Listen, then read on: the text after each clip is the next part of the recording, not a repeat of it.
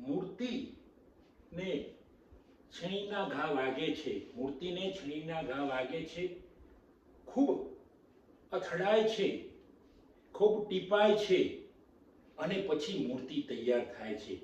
મૂર્તિ તૈયાર થાય છે પછી એમ લાગે છે કે કેટલી સુંદર મૂર્તિ છે, પણ એ પહેલા એ જે સંઘર્ષ, એ જે ટીપાઈ છે, એને જે સખત વેદનાઓ થઈ છે, એ મૂર્તિની વેદનાઓ કોઈ જોતું નથી, પણ મૂર્તિ તૈયાર છે એટલે સુંદર મૂર્તિ દેખાય છે.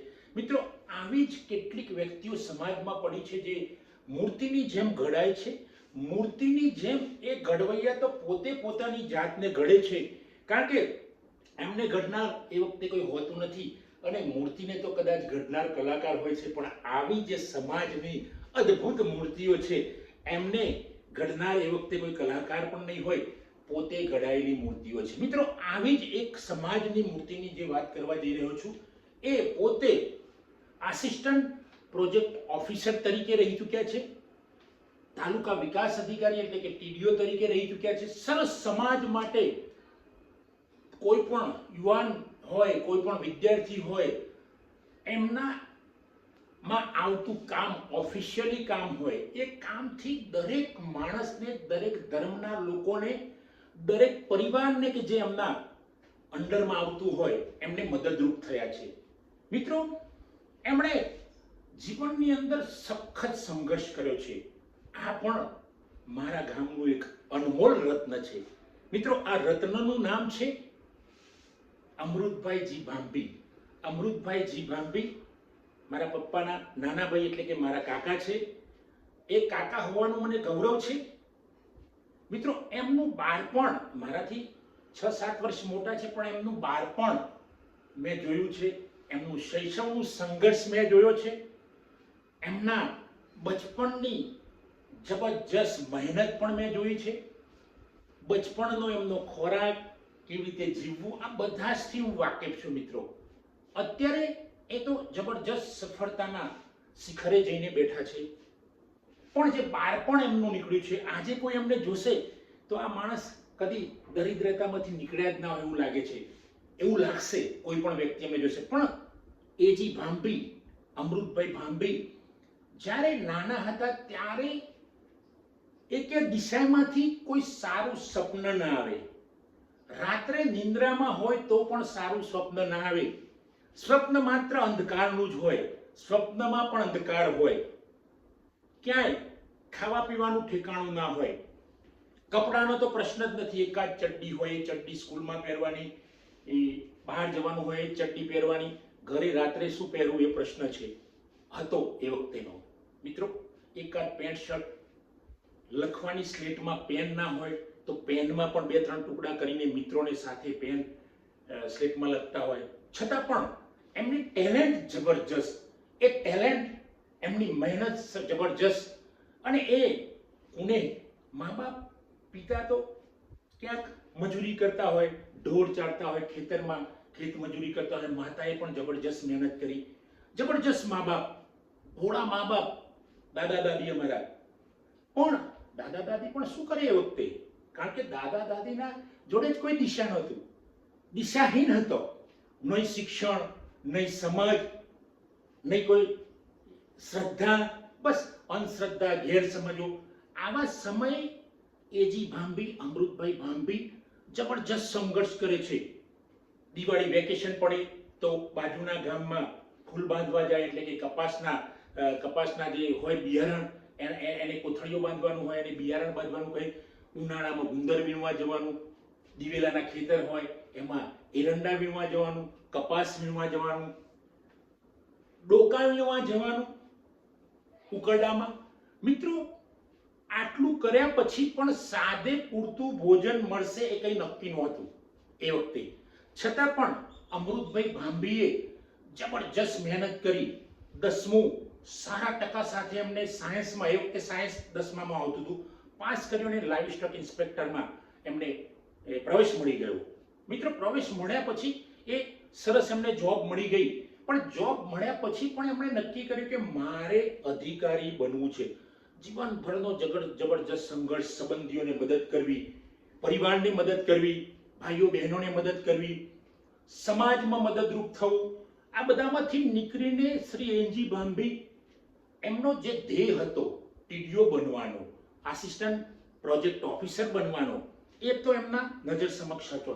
મિત્રો, આ વ્યક્તિ એટલું બધું સંઘર્ષ કરે છે, એટલો બધો સંઘર્ષ કરે છે કે એ સંઘર્ષની કોઈ સીમા નહોતી.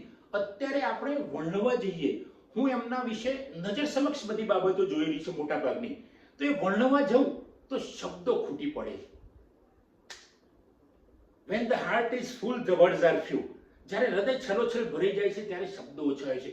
એમના જે વેદનાઓની વેરા છે મેં જોયેલી છે, મેં વાત સાંભળેલી છે એમના વિશેની. મારા મોટા ભાઈ, એમના મિત્રો, બધા કાકા ભત્રીજા મિત્રો રહેલા, અમે પણ એમની જોડે ઘણો વર્ષો રહ્યા છે, એમની વેદના જાણી છે. એટલે એમના માટે શબ્દો ઓછા પડશે. જે દુઃખમાંથી નીકળે છે એ વેદનાઓ મેં જોયેલી છે, પણ છતાં એ હિંમત ક્યારે હાર્યા નથી અને સતત એમની ચાલ, એમની દોડ એમણે ચાલુ રાખી છે. અમૃતભાઈ ભાભી જુદી જુદી જગ્યાએ નોકરી કરે છે. છેક તાલુકા વિકાસ અધિકારી, મદદનીશ પ્રોજેક્ટ ઓફિસર તરીકે પણ એ નિમણૂક પામે છે. કોઈ અભિમાન નહીં, કોઈ જબરજસ્ત સંઘર્ષ. મિત્રો, સાથે એમના પત્ની શારદાબેનનો પણ એટલો સંઘર્ષ. શિક્ષિકા તરીકે એમણે ખૂબ દૂર અપડાઉન કરીને શહેરમાંથી ગામડા સુધી જબરજસ્ત એમણે પણ સંઘર્ષ કર્યો છે. શારદાબેન તો સવારે 4-1 વાગે લગભગ ઉઠી જતા હશે અને તૈયાર થવું, 2 દીકરીઓને 1 દીકરાને તૈયાર કરીને એમને સ્કૂલમાં મોકલવા, એ બધું કરવાની સાથે એ સમાજમાં રહ્યા છે, એ સદાય હસતા રહ્યા છે. એમણે બધી જ જવાબદારીઓ નિભાવી છે. મદદ કરવાની હોય એમને મદદ કરી છે અને પોતે જબરજસ્ત અણહદ મહેનત કરી છે. એક સ્ત્રી તરીકે એમને પણ, મારા કાકી થાય છે, એમને પણ હું વંદન કરું છું. કારણ કે જો આવી સ્ત્રીઓ દરેક જગ્યાએ હોય તો સમાજનો વિકાસ આપણે આમ સમજી જઈએ કે સમાજ વિકાસવાળો જ છે એમ આપણે માની લઈશું. મિત્રો, આટલાથી અટકતું નથી, પણ બંને આજે દંપતી શારદાબેન અને અમૃતભાઈ છે, એમણે એમની બંને દીકરીઓને ભણાવીને ડોક્ટર બનાવી. આ પણ જબરજસ્ત વાત છે. દીકરાને એમણે પીઆઈ બનાવ્યો, નીરવ શાહ. ધારા શાહ પણ ડોક્ટર છે, અપેક્ષા શાહ પણ ડોક્ટર છે. તો મિત્રો, આ બધું કરવાની સાથે બાળકોને ભણાવવું, સમાજમાં રહેવું, દરેક સાથે પ્રેમથી વર્તવું, સંઘર્ષ કરવો. આજે પણ એજી ભાંભી સંઘર્ષ કરી રહ્યા છે. એવું નથી કે એમનો સંઘર્ષ પૂરો થઈ ગયો. આજે પણ નિવૃત્ત થયા છે, છતાંય પ્રવૃત્તિમાં સતત રહે છે. કેવી રીતે કામ કરવું, કેવી રીતે લોકોને કામ શીખવાડવું, કોઈકને રોજગારી આપવી, કોઈકની સેવા કરવી, સમાજની સેવા માટે આગળ રહેવું, જુદી જુદી વ્યક્તિઓને મદદ કરવી અને કોઈક યુવાન કેવી રીતે રોજગારી મેળવે, એ એમના વિચારોમાં ફરતું હોય છે. એમની વિચારસરણી પોઝિટિવ છે. શ્રી એજી ભાંભી ઘણા વર્ષો સુધી સંઘર્ષ કરતા રહ્યા. આજે એમણે એમ માનું છું તો કે આ દંપતી અમૃતભાઈ અને શારદાબેન બંને સફળ દંપતી છે. મિત્રો, જો આવું દંપતી દરેક જગ્યાએ હોય તો કોઈ બાળક અભણ ના રહી જાય, કોઈ બાળક બેરોજગાર ના રહી જાય, કોઈ પરિવારની અંદર ગરીબાઈ ના રહે.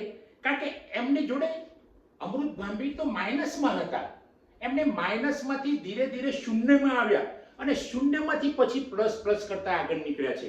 કંઈક હોય. હવે મિત્રો, લોકોને એમની સફળતા દેખાશે, પણ જે એમને સફર કર્યું છે, ઇંગ્લિશમાં વાત કરું છું, સફર કર્યું છે, એ કોઈએ જોયું નથી.